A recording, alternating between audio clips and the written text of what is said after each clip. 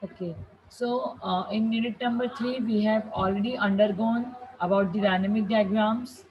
Uh, in the category of dynamic diagram, we had studied first UML interaction diagrams. In the interaction diagram, we studied two type of interaction diagram, that is sequence diagram and collaboration diagram. Then we know that collaboration diagram is also known as communication diagram. Okay. And then we have studied on number 3, that is state machine diagram, which is also known as state chart diagram or state transition diagram. And then we have also studied when to use state diagram, when to use activity diagram, when to use communication diagram. We have already studied that. Then we have already studied in detail activity diagram, and yesterday we started with the implementation diagrams, that is also known as UML package diagram. And implementation diagram is divided into categories like component diagram and deployment diagram, which we will be going to study this week, right?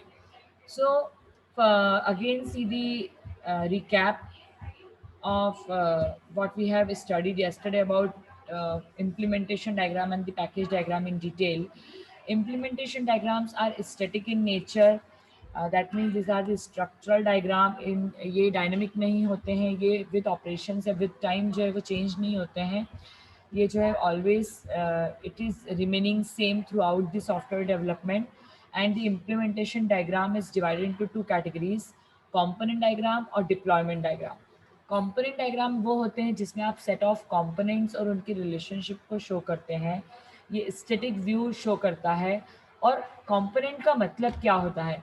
Component का मतलब होता है कि जब अ, आप किसी भी number of classes को किसी भी एक पैकेज में डाल दो या किसी भी एक कंपोनेंट में डाल दो, तो you can say that is eight. अब इसमें आप ये नहीं बोलोगे कि मैडम बस क्लासेस ही होती है.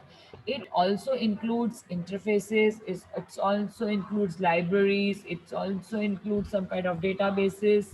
It can include many things regarding the components which are used in the software development. अभी इसको हम डिटेल में और देखेंगे.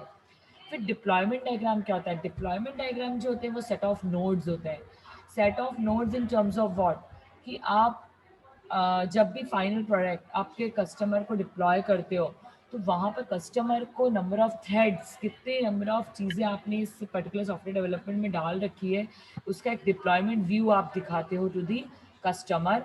इसलिए हम जो डिप्लॉयमेंट डायग्राम है वो at the time of transition phase जो है उसका यूज़ करते हैं, राइट? और जो नोड होती है that is consist of more than one component, right? और कंपोनेंट क्या होते हैं? That consist of more than one package. और पैकेज क्या होते हैं? दैट कंसिस्ट ऑफ वन और मोर क्लासेस, राइट? तो आपको ये सब चीज़ें बहुत क्लियर होनी चाहिए. फ्लो क्लियर होगा तो डायग्राम्स ऑटोमेटिकली आपको क्लियर हो जाएंगे. Then what do you mean by a package? तो पैकेज में क्या होता है? जब भी हम किसी ग्रुप ऑफ एलिमेंट्स को जब हम we group together, then that are known as package diagram. Group together मतलब कि यहाँ पर अब हम क्या करेंगे कि अब यहाँ पर जो है नंबर ऑफ क्लासेस भी कंसिडर कर सकते हैं, नंबर ऑफ लाइब्रेरीज भी कंसिडर कर सकते हैं, डेटाबेसेस को भी हम कंसिडर कर सकते हैं. फिर ऐसे बहुत सारी चीज़ें होती है. मतलब एलिमेंट्स मतलब that can be anything, right? तो हम उनको सबको जो है यहाँ पर पैकेज डायग्राम में कंसिडर कर सकते हैं. पैकेज डायग्राम को हम एक बिग रेक्टेंगल से शो करते हैं और उसके ऊपर एक स्मॉल टॉप पे भी एक छोटा सा रेक्टेंगल होता है जिसमें हम पैकेज का नाम जो है वो इंक्लूड कर सकते हैं. कंपोनेंट डायग्राम हम आज की क्लास में लेटर हाफ में पढ़ने वाले हैं. कंपोनेंट डायग्राम में भी बहुत सारी चीज़ें होती हैं. जैसे मैंने आपको बताया, it consist of library, it consist of databases, it can be consist of servers, it can be consist of number of packages. कुछ भी हो सकता है कंपोनेंट डायग्राम में भी. अभी हम देखने वाले हैं आगे आने वाले लेक्चर में, राइट? और कंपोनेंट डायग्राम के अंदर बहुत सारी रिलेशनशिप्स भी होती है, like dependency, generalization, association, realization and so on. बहुत सारी रिलेशनशिप्स भी होती हैं. अब कल की क्लास में हम ऑलरेडी देख चुके हैं कि पैकेज क्या होता है.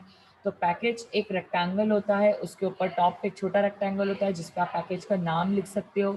और ये जो पैकेज है it consist of number of elements, right? Now हम ये क्यों पैकेज डायग्राम को कंसिडर कर रहे हैं, दो हम ऑलरेडी दूसरे डायग्राम्स पढ़ चुके हैं. पैकेज डायग्राम जो है वो क्लास डायग्राम को सिंप्लीफाई करता है. Simplify in terms of what? जब नंबर ऑफ क्लासेस बहुत ज़्यादा होती है तो क्लास डायग्राम में उस नंबर ऑफ क्लासेस को रिप्रेजेंट करना बहुत कॉम्प्लेक्स होता है, बहुत हॉच-पॉच हो सकता है, आप ये बोल सकते हो। तो हम क्या करते हैं कि बंच ऑफ क्लासेस को एक पैकेज में डाल देते हैं और उस पैकेज को एक नाम दे देते हैं। तो वो जो बंच ऑफ क्लासेस है वो सिंगल पैकेज उसको रिप्रेजेंट करता है, तो हमारा जो डायग्राम है वो थोड़ा-सा उसका अपीयरेंस है वो शॉर्ट हो जाता है, राइट? तो ये एक तरह का बिज़नेस मॉडल ही होता है और ये स्टैटिक व्यू होता है। क्योंकि जो हमारा क्लास डायग्राम था वो भी स्टैटिक व्यू था, इसलिए हमारा जो पैकेज डायग्राम है वो भी स्टैटिक व्यू रहेगा, राइट? अब यहाँ पे जो नंबर ऑफ पैकेजेस है जिसमें हमने बंचेस ऑफ क्लासेस डाल रखे हैं, this number of packages are related to each other with the number of relationships. ये रिलेशनशिप इम्पोर्ट हो सकती है, ये रिलेशनशिप एक्सेस हो सकती है, ये रिलेशनशिप मर्ज हो सकती है और ये रिलेशनशिप यूजेस हो सकती है। 4 टाइप ऑफ रिलेशनशिप अभी हम एक डायग्राम देखेंगे जिसमें हम ये सारी रिलेशनशिप एट अ टाइम देख लेंगे इन फर्दर डिटेल्स, राइट? तो this is the diagram, one of the diagram for package diagram, जिसमें हमने कल देखा था कि बैंक एक पैकेज है, यूजर इंटरफेस एक पैकेज है। अब जो बैंक है वो फर्दर अकाउंटिंग पैकेज से इंटरेक्ट कर रहा है और जो यूजर इंटरफेस है वो ऑर्डरिंग पैकेज से इंटरेक्ट कर रहा है और ऑर्डरिंग पैकेज जो है वो फर्दर शिपिंग पैकेज से इंटरेक्ट कर रहा है। Are you getting the point? अब यहाँ पर सिस्टम कैसे वर्क कर रहा है, यहाँ पर पैकेज डायग्राम जो है वो आपको, पैकेज डायग्राम आपको क्या रिप्रेजेंट कर रहा है? तो पैकेज डायग्राम आपको ये रिप्रेजेंट कर रहा है कि बैंक जो पैकेज है, ये इस बैंक पैकेज के अंदर फर्दर बहुत सारी क्लासेस हैं और जो अकाउंटिंग पैकेज है इसके अंदर भी फर्दर बहुत सारी बंच ऑफ क्लासेस है। ऑर्डरिंग भी जो है वो सिंपल नहीं है, हो सकता है इसके अंदर क्लासेस हो और शिपिंग के अंदर भी आप मल्टीपल क्लासेस का यूज़ कर सकते हैं, लेकिन आपने एक क्लास डायग्राम को छोटे से पैकेज डायग्राम में रिप्रेजेंट कर दिया। जहाँ पर 10 क्लासेस होती थी क्लास डायग्राम में, वहाँ पर आपने सिर्फ 4 या 5 पैकेज बना के उस डायग्राम को स्मॉल कर दिया। अब आप पैकेज का नाम कैसे डिसाइड करोगे, राइट? तो आप पैकेज के नाम उस तरह से डिसाइड करोगे कि उस सिस्टम में वर्किंग कैसी है। जैसे कल मैं आपको यूनिवर्सिटी का एग्जांपल दिया था, यहाँ पर आप सीएस को एक पैकेज बना सकते हो, आईटी को एक पैकेज बना सकते हो, मैकेनिकल को एक पैकेज बना सकते हो, सिविल को एक पैकेज बना सकते हो और इसका जो ओवरऑल पैकेज है वो आप एसआईआरटी बना सकते हो। ठीक है, तो यहाँ पर आपका पैकेज डायग्राम क्या कर रहा है कि जो मेन हेड्स होते हैं, मेन हेड्स, आप उसको पैकेज डायग्राम का नाम उसको मेन हेड्स के नाम पर दे सकते हो, राइट? और आप उसको फर्दर जो क्या कर सकते हैं, उसके फर्दर उसके अंदर उसकी सब क्लासेस जो है, उसके सब एलिमेंट्स जो है उसके अंदर आप रख सकते हो। Are you getting the point? तो इस तरह से आपको पैकेज जो है वो डिसाइड करना है। जैसे आप ऑनलाइन शॉपिंग का बना रहे हो तो ऑनलाइन शॉपिंग पे आप पैकेज कैसे डिसाइड कर सकते हो? तो ऑनलाइन शॉपिंग पे आप पैकेज क्या करोगे? तो आप ऑर्डर कर सकते हो, एक शिपिंग कर सकते हो जब आप शिप कर रहे हो, एक कार्ट, आप कार्ट, CART कार्ट है ना, जिसमें आप अपनी चीज़ें सिलेक्ट करके रखते हो, वो आप एक पैकेज बना सकते हो। Are you getting the point? और यदि डिफरेंट कैटेगरीज है तो डिफरेंट कैटेगरी का आप एक पैकेज बना सकते हो। डिफरेंट कैटेगरी मतलब कैटेगरी नाम का एक पैकेज बना सकते हो आप, जिसमें आप बहुत सारी डिफरेंट जो चीज़ें हैं उसको रख सकते हो। मतलब ओवरऑल आपको पैकेज डायग्राम में ये तो समझा दूंगी कि होता क्या है, कैसे बनता है, यूज़ कब करते हैं, लेकिन आपको यदि कोई पैकेज डायग्राम बनाने का काम पड़े तो आप अपना जजमेंट कैसे लगाओगे कि मैं क्या पैकेज का नाम दूँ, राइट? तो उसकी जो मेन मेन जो पैकेज हो है, मतलब जिसमें आप बंचेस बना सकते हो, मतलब जिसमें ओवरऑल आप कह सकते हो, आप उसको पैकेज का एक नाम दे सकते हो। जैसे हॉस्पिटल मैनेजमेंट सिस्टम में भी हम आगे एग्जांपल देखने वाले हैं, तो इसमें आप पैकेज क्या बनाओगे? तो डॉक्टर्स की कैटेगरी को आप एक पैकेज बनाते हो जिसमें नंबर ऑफ सिर्फ डॉक्टर्स ही हो, पर वो चाहे वो गायनेकोलॉजिस्ट हो, चाहे वो ऑप्थल हो, चाहे वो ऑर्थोपेडिक हो, चाहे वो पीडियाट्रिशियन हो, मतलब नंबर ऑफ। फिर एक कैटेगरीज आप स्टाफ मेंबर की बना दो, उसमें वार्ड बॉय हो, वार्ड गर्ल हो, नर्स हो, मतलब हुएवर हो। एक आप एडमिन सेक्शन का बना सकते हो, फिर आप एक ऑपरेशन थिएटर या ओटीज या रूम्स का, मतलब डिफरेंट डिफरेंट कैटेगरी वाइज, मतलब आप पैकेज इस तरह से आप डिसाइड कर सकते हो, राइट? तो ये डायग्राम हम ऑलरेडी लास्ट क्लास में देख चुके हैं। फिर हमने ये भी देख लिया था कि पैकेजेस क्या होते हैं। एक बार ये वाला आपको डायग्राम मैं फिर से बता देती हूँ। इसका एक और डायग्राम मैंने लिया है। देखो, जैसे यहाँ पर क्या हो रहा है कि हम rectangle with the small top, small rectangle at the top, ये हम इसको पैकेज को रिप्रेजेंट करते हैं। तो जब आपको नेस्टेड शो करना है, राइट, तो आप क्या कर सकते हो, जो स्मॉल रेक्टेंगल है उसमें आप रिप्रेजेंट कर सकते हो आपके पैकेज के नेम को, राइट? और यदि आपको उसको अलग फॉर्म में कैप्शन बॉडी में शो करना हो, पैकेज बॉडी में शो करना हो, तो आपको इस तरह से आप सेकेंड वाला जो मिडिल वाला डायग्राम है उसको कंसिडर कर सकते हैं। और जो लास्ट वाला है, जब आपको सिंगल पैकेज को रिप्रेजेंट करना है विथ 3 पैकेजेस या 3 क्लासेस इनसाइड, तो उस केस में आप लास्ट वाले को कैटेगरी को ही चूज कर सकते हो, जिसको आप बोलते हैं fully qualified. Are you getting my point? समझ में आ रहा है? Amar, Amar Kelotra, are you getting my point?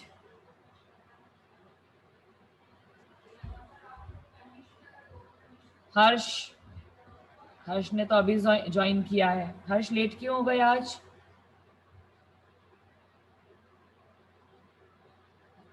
Harsh, am I audible? Yes ma'am. Yes ma'am. Java, Java आपका मेन पैकेज है, उसके अंदर आपने यूटिल पैकेज बनाया और उसके अंदर आपने डेट पैकेज बनाया। आपको पता है इन सब पैकेजेस के अंदर क्लासेस भी होती है, लेकिन हम पैकेजेस को इंपोर्ट करते हैं, राइट? अब इसको आप रिप्रेजेंट करने के 2 तरीके हो सकते हैं, second one, middle one and third one, ठीक है? इस तरह से आप इसको रिप्रेजेंट जो है वो कर सकते हैं। नाउ पैकेज में जो सिंटैक्स यूज होते हैं, इसमें यहाँ पर 2 ही हैं, पर इसके अलावा 2 और होते हैं जो हम डायरेक्ट डायग्राम में देखेंगे। एक होता है इंपोर्ट।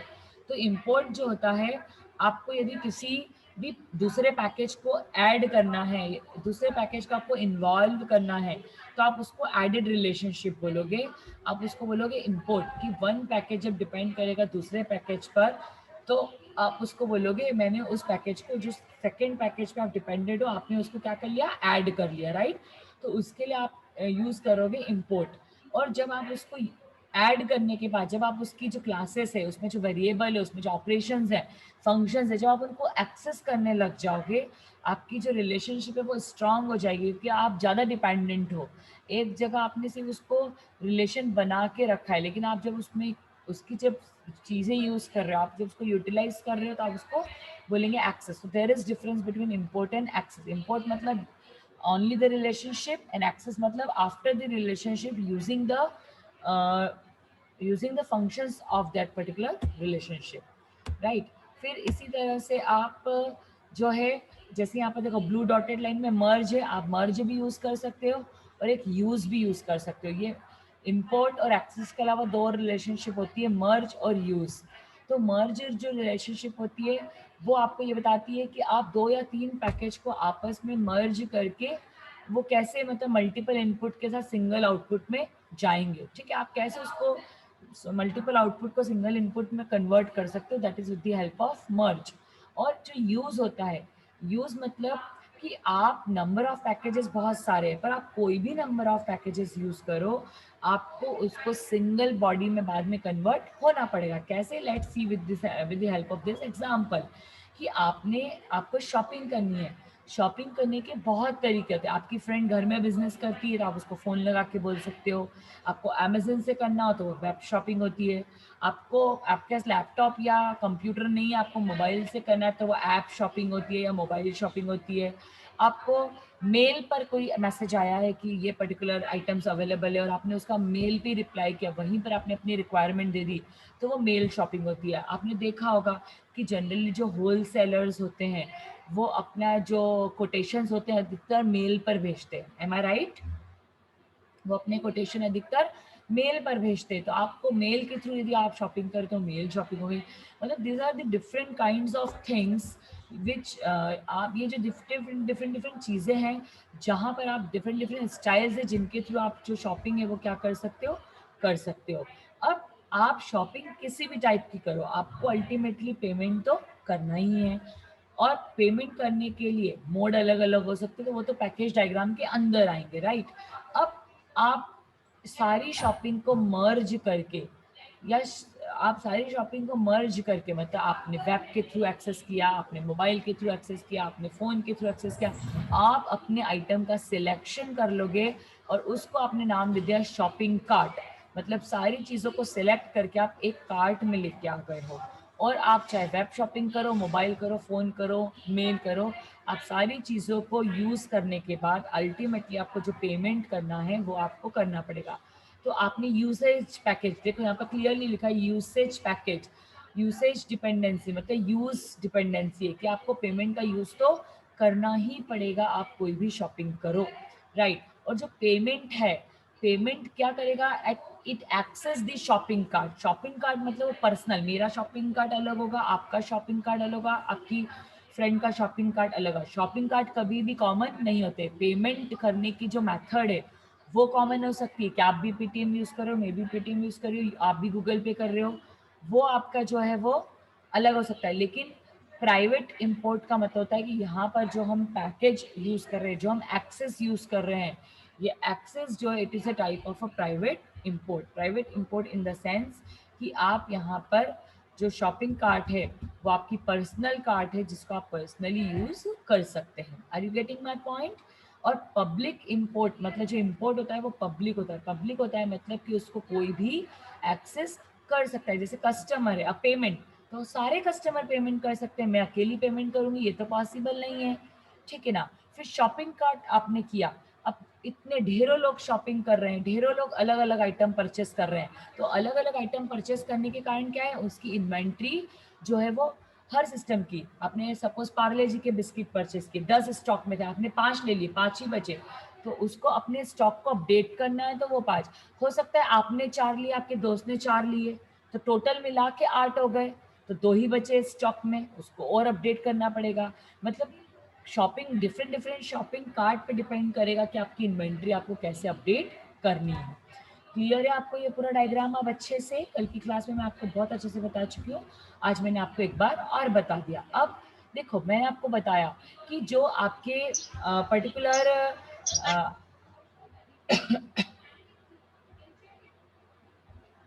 ठीक है, अब आपके जो नेटवर्क है, सॉरी, अब आपका जो एक और डायग्राम आपने बनाया, अब पैकेज मैंने आपको बताया अभी कि पैकेज क्या है, सिंपल बंच ऑफ क्लासेस नहीं होती है पैकेज। और एक मतलब पैकेज जो है वो स्मॉल स्मॉल प्रोग्राम्स भी हो सकते हैं, आप बोल सकते हो जो सेल्फ रनिंग प्रोग्राम हो सकते हैं, जिसको आप सेल्फ एग्जीक्यूटेड प्रोग्राम्स भी बोल सकते हो, राइट। तो अब देखो यहाँ पर क्या हो रहा है एटीएम मशीन में, कि एटीएम मशीन आपका एक प्रोग्राम है, एटीएम एपलेट। एपलेट क्या होते हैं, छोटे छोटे एग्जीक्यूटेबल प्रोग्राम्स होते हैं, तो ये आपके एक दोनों प्रोग्राम हो गए। अब ये क्या हो रहा है, इसको रन करने के लिए आपने एक पैकेज बनाया। अब पैकेज के अंदर आपने एटीएम एक क्लास बनाई, सेशन एक क्लास बनाई, और आपने फिजिकल और ट्रांजेक्शन कुछ पैकेजेस बनाए, राइट। अब आपने क्या किया, प्लस और माइनस साइन या हैश साइन का यूज़ किया। अगेन जैसे आप क्लास डायग्राम में शो करते थे, उसकी एक्सेसिबिलिटी होती है, विजिबिलिटी होती है, तो यहाँ पर भी वही होती है विजिबिलिटीज़ कि प्लस है मतलब प्राइवेट है, पब्लिक है, माइनस है मतलब प्राइवेट है, और हैश मतलब प्रोटेक्टेड है। मतलब ये डिफरेंट डिफरेंट ऑपरेशंस आप यूज़ कर रहे हो, डिफरेंट डिफरेंट आप इसमें फर्दर पैकेजेस में क्या है आइटम्स एलिमेंट्स यूज़ कर रहे हो, जिसकी विजिबिलिटी आप बता रहे हो कि वो प्लस है, माइनस है या हैश है, ठीक है। तो इस तरह से आप यहाँ पर एटीएम सिस्टम का डायग्राम भी बना सकते हो कि कोई एटीएम सिस्टम है, उसमें सेशंस हैं डिफरेंट डिफरेंट, फिर आप सेशन वाइज ट्रांजेक्शन का होता है ना, कार्ड आपने कार्ड लगाया, फिर बोलता है एंटर पिन, आपने 2 मिनट या 4 मिनट हर एटीएम का अलग अलग रहता है, तो आपने यदि उतनी देर में यदि उसको सपोज एक्सेस नहीं किया, राइट, तो आपका जो वो कार्ड है वो ऑटोमेटिकली इजेक्ट हो जाएगा। यदि आपने बहुत देर तक उसने वेट किया, मतलब आप उसने लिखा एंटर अमाउंट, अब आप आपस में आप मन में सोच रहे हो मुझे कितने पैसे निकालना है, कितने पैसे निकालना है, सपोज 1 मिनट हो गया सोचते सोचते, और आपने अपने अमाउंट नहीं ट्रांजेक्ट किया, उसको कोई इनपुट नहीं मिलेंगे बहुत देर तक, तो उसका सेशन ऑटोमेटिकली टाइम आउट हो जाता है। वैसे ही आईआरसीटीसी में भी होता है, आपने देखा होगा आईआरसीटीसी में 10 बजे सबको एसी टिकट बुक करने रहते हैं, सारे लोग एक साथ एंटर हो जाते हैं, मैक्सिमम लोग लॉग इन करते हैं, तो उस वक्त क्या होता है नंबर ऑफ जो यूज़र लॉग इन है वो क्या हो जाते हैं उस सिस्टम पे एकदम से बढ़ जाते हैं। तो जो लोग सेशन को बार बार यूज़ नहीं करते हैं, मतलब जो लोग वो चेक करता रहता है कि जो यूज़र ने एंटर किया है, लॉग इन किया है, उसमें से कौन यूज़र एक्टिव है और कौन यूज़र जस्ट लॉग इन करके चले गए हैं, तो वो मतलब जो नॉट एक्टिव यूज़र्स हैं, इनएक्टिव यूज़र है, उसको ऑटोमेटिकली वो आउट कर देता है, और जो नए यूज़र जो एंटर होना चाहते हैं उनको वो इन कर देता, तभी तो नंबर ऑफ यूजर्स को मैनेज कर पाएगा, ठीक है। हमेशा आप नंबर ऑफ यूजर्स को तो नहीं बढ़ा सकते, तो इस तरह से आप सेशंस जो है वो आप इससे नंबर ऑफ यूजर्स जो है वो डिसाइड कर सकते हो, राइट। तो इस तरह से आपका जो है, और आपका कोई भी एटीएम सिस्टम है वो बैंकिंग से तो डेफिनेटली रिलेटेड रहता ही है। क्यों बैंकिंग से रिलेटेड रहता है? क्योंकि आप जो भी ट्रांजैक्शन कर रहे हो वो बैंक में अपडेट होंगे। यदि बैंक में अपडेट नहीं होंगे तो आपका बैंक का जो अमाउंट है वो कुछ और दिखाएगा, और एटीएम से डिडक्ट करने के बाद वो रिफ्लेक्ट होगा ही नहीं आपके बैंक पर। तो ऐसा पॉसिबल नहीं है। तो आपको बैंक से भी हमेशा ये वाला मतलब एटीएम पैकेज जो रहता है वो हमेशा बैंक पैकेज से भी हमेशा डिपेंड रहता है। क्यों डिपेंड रहता है? क्योंकि आप जो भी ट्रांजैक्शन कर रहे हो एटीएम में, वो बैंक में आपके जो ट्रांजैक्शन है वो जाके स्टोर हो जाते हैं उसके डेटाबेस में भी, राइट। अब एक और डायग्राम है। अब यहाँ पर देखो, यहाँ पर तो बहुत अच्छे से नंबरिंग करके इसको समझाया गया है। आपने एमबीसी एक पैकेज बनाया है, ठीक है। एमबीसी एक टाइप का फ्रेमवर्क होता है, ठीक है। इसकी डिटेल में नहीं जाएंगे अपन। फिर एक बुक टिकट होता है जहाँ पर आप टिकट को बुक कर सकते हो। फिर बुकिंग इंजन होता है, ये एक तरह की लाइब्रेरी होती है। और एक जो बुकिंग डेटाबेस होता है वो एक तरह का डेटाबेस होता है।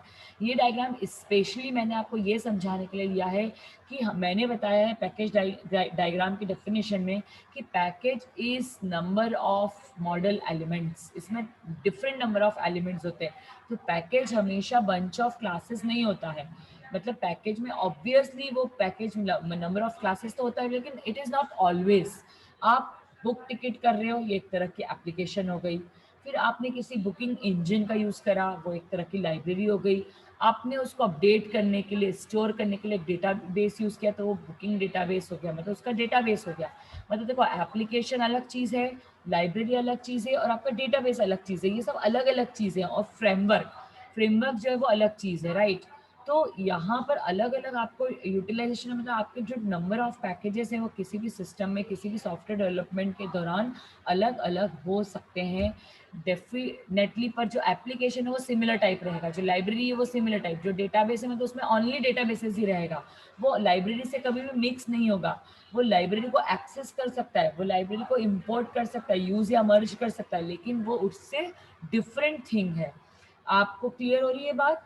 तो यहाँ पर ये जो डायग्राम है वो ये दिखा रहा है कि आप चाहे कोई भी फ्रेमवर्क, मतलब एप्लीकेशन कोई भी हो, आप कोई भी बुकिंग एप्लीकेशन, आप सपोज आईआरसीटीसी की एप्लीकेशन यूज़ कर रहे हैं, आप इंडियन रेल की कर रहे हैं, आप कोई भी एप्लीकेशन यूज़ कर रहे हैं, वो जो एप्लीकेशन है वो एक एमबीसी फ्रेमवर्क पे डिपेंड करता है, राइट। वो एक उसका एक फ्रेमवर्क है, जिसने मतलब उसको बनाया है उस पर वो डिपेंड करेगा। और फिर ये जो आप जब भी आप बुकिंग टिकट करोगे, तो आपको बुकिंग टिकट करने के लिए हो सकता है some sort of library include करना पड़े, जिसको आप इंजन बोलते हो। जैसे ट्रेन के डब्बे हैं, वो इंजन के बिना नहीं चल सकते। यदि इंजन नहीं होगा तो ट्रेन के डब्बे वो नॉर्मली खड़े रहेंगे, उसका कोई यूटिलाइजेशन नहीं है। वैसे स्टूडेंट्स हैं, वो बिना फैकल्टी के नहीं चल सकते। फैकल्टी जो है उनको ड्राइव करती है, उनको लेकर जाती है from one place to another place, right. वैसे ही अब डेटा बेसिस है, आपने सपोज एप्लीकेशन भी ले ली, आपने इंजन भी से चला भी लिया, लेकिन आप डेटा बेसिस का यूज़ नहीं करेंगे। आपका जो डेटा है, जो ट्रांजेक्शन हो रहे हैं, उनको कहीं पर डेटाबेस में स्टोर नहीं करेंगे, तो उसका कोई भी बाद में यूटिलिटी नहीं रहेगी। Are you getting the point? तो इस तरह से आप पैकेज डायग्राम को डिफरेंट डिफरेंट मॉड्यूल के अकॉर्डिंग भी क्या कर सकते हो, डिवाइड कर सकते हो। अब देखो, जैसे आपको जावा यूटिल और डेट का एक एग्जांपल दिया था कि जावा एक पैकेज है, उसके अंदर यूटिल है और यूटिल के अंदर डेट है। वैसे एक और एग्जांपल है यहाँ पर कि सर्विसेज। अब सर्विसेज आपने एक पैकेज डायग्राम बना दिया, लेकिन आपने यहाँ पर बिल्कुल भी डिफाइन नहीं किया है कि सर्विसेज के अंदर क्या है। डिफाइन किया है क्या? यदि आपको इसको डेप्थ में डिफाइन करना है कि जो सर्विस पैकेज है उसके अंदर क्या है, तो आप सर्विस को, अभी आपने इसको पैकेज में लिख रखा है बॉडी के अंदर, आप सर्विस को ऊपर लेके जा सकते हो और सर्विस के अंदर बता सकते हो कि एप्लीकेशन कॉन्फ़िगरेशन और प्रेसिडेंट सर्विस, ये दो टाइप की सर्विसेज है। मतलब ये सर्विसेज के मेंबर्स हैं जिसको आपने यूज किया है, राइट। अब आपको फर्दर एक्सप्लेन करना है कि पर्टिकुलर जो सर्विसेज है उसकी टाइप्स ऑफ कौन कौन सी सर्विसेज है। तो आपने टाइप्स जो है उसका फर्दर रेक्टेंगल में, आपने जो स्मॉल रेक्टेंगल है उसमें फर्दर टाइप लिख दिया, और आप टेम्पोरल मतलब टाइम और डेट उसके फर्दर उसके आपने टॉपिक मतलब नेस्टेड लूपिंग कर दी यहाँ पर। मतलब सर्विस जो है वो एक था, फिर उसके अंदर आपने लिखते गए, उसको फर्दर एक्सप्लेन किया, उसके और डेप्थ में का मतलब जितने डेप्थ में जाते जाएंगे पैकेजेस की जो नेस्टेड है वो उतना ज़्यादा इंक्रीज होते जाएगा। ठीक है, आपको समझ में आ रहा है? तो इस तरह से एक और मुझे लगा कि जावा यूटिल वो एक ही सिंगल एग्जांपल है, तो मैंने एक अलग तरह का एग्जांपल भी ले लिया इसमें। चलिए अब एक और डायग्राम देखते हैं, हॉस्पिटल मैनेजमेंट का ये पैकेज डायग्राम है। देखो सबसे पहले आपने यहाँ पर लिया है जीयूआई। जीयूआई का फुल फॉर्म होता है ग्राफिक्स यूजर इंटरफेस। मतलब जो भी आपने हॉस्पिटल मैनेजमेंट की सपोज आपने जो भी सिस्टम बनाया है उससे उस सिस्टम से सारी चीज़ें क्या होगी, इंटरेक्ट करेगी। क्यों? क्योंकि जीयूआई उसका मेन चीज़ है। अब जैसे मैंने आपको अभी बताया था कि आपको इसमें पैकेज को डिसाइड करना है। पैकेज को डिसाइड करना है मतलब कि इस हॉस्पिटल मैनेजमेंट सिस्टम में कितने तरह के पैकेजेस आप बना सकते हो। तो सबसे पहले आपने एक पैकेज बनाया पेशेंट। क्यों एक पेशेंट को आपने पैकेज बनाया? क्योंकि पेशेंट की बहुत सारी एक्टिविटी होती है जो पेशेंट अलग अलग हॉस्पिटल सिस्टम में परफॉर्म करता है। यदि मैं एक सिंगल पेशेंट की बात करूँ तो पेशेंट हॉस्पिटल में आके रजिस्ट्रेशन करता है, वो पेमेंट करता है, वो बिल करता है, वो किसी डॉक्टर को चूज़ कर सकता है, वो अपने रूम को सिलेक्शन कर सकता है कि उसको प्राइवेट लेना है, जनरल वार्ड लेना है या सेमी प्राइवेट लेना है। मतलब डिपेंड, मतलब पेशेंट की बहुत सारी एक्टिविटी होती है किसी भी हॉस्पिटल में, राइट? आपको आ रहा है समझ में कि पेशेंट जो है वो मल्टीपल चीज़ें परफॉर्म करता है। अब वैसे ही फार्मास्यूटिकल मतलब एक मेडिकल शॉप होती है किसी भी हॉस्पिटल में, तो वो अपना स्टॉक अपडेट कर सकती है, वो नंबर ऑफ मेडिसिन जो नई आई है, कोई डिस्काउंट आया है तो वो बता सकती है। यदि कोई अपना उनको प्रिस्क्रिप्शन दे रहा है तो उसके अकॉर्डिंग वो मेडिसिन निकाल के दे सकती है। मतलब बहुत सारी चीज़ें मेडिकल से रिलेटेड हो सकती है, राइट?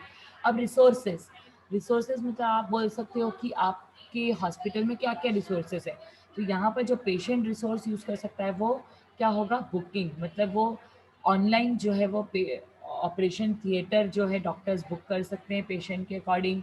और पेशेंट जो है वो अपने जो है बुकिंग मतलब अपना जो पर्टिकुलर कोई भी रूम का जो बुकिंग है वो रूम के टाइप के अकॉर्डिंग उसको बुक कर सकता है, राइट? अब इसी में फर्दर एक और चीज़, वेब। वेब मतलब वो ऑनलाइन भी कर सकता है। अब देखो बहुत सारी चीज़ें इसमें होती है। इसमें एक लीव रोस्टर।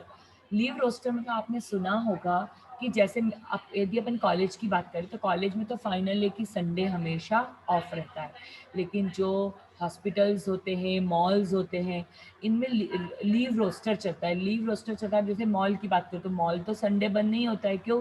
क्योंकि हम लोगों की छुट्टी संडे होती है, ऑफिस वालों की संडे छुट्टी होती है, फैक्ट्री वालों की संडे छुट्टी होती है।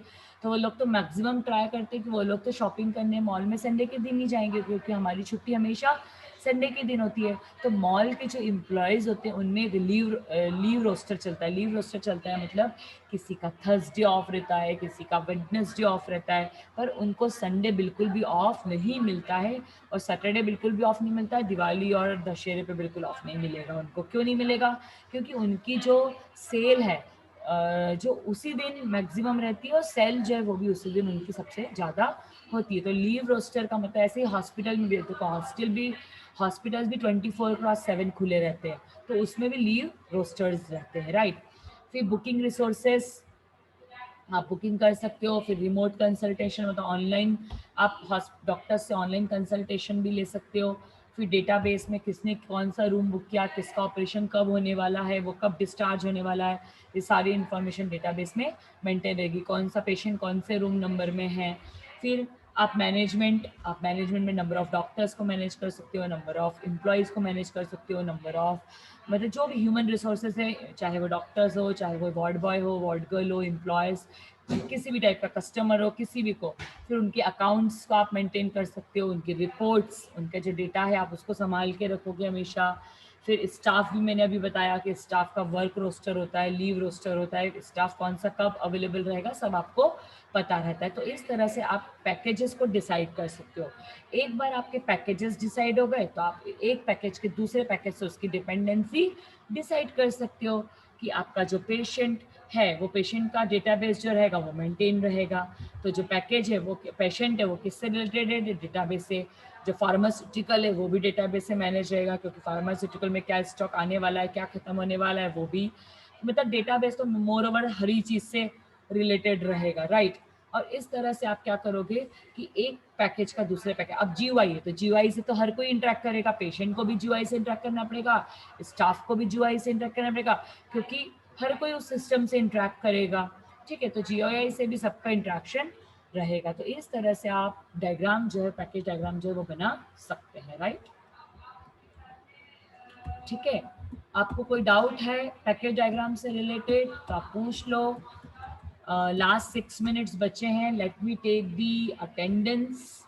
कल कुछ लोगों को डाउट्स थे, मेरे पास पर्सनली फ़ोन आए थे स्टूडेंट्स के, कुछ स्टूडेंट के मैसेजेस भी आए थे, इसलिए मैंने कल का क्लास फिर से रिपीट कर दिया। आई होप अब कोई डाउट नहीं होगा आप लोगों को। आशुतोष चौधरी, आई थिंक आपका नाम तो मैं फर्स्ट टाइम पढ़ रही हूँ।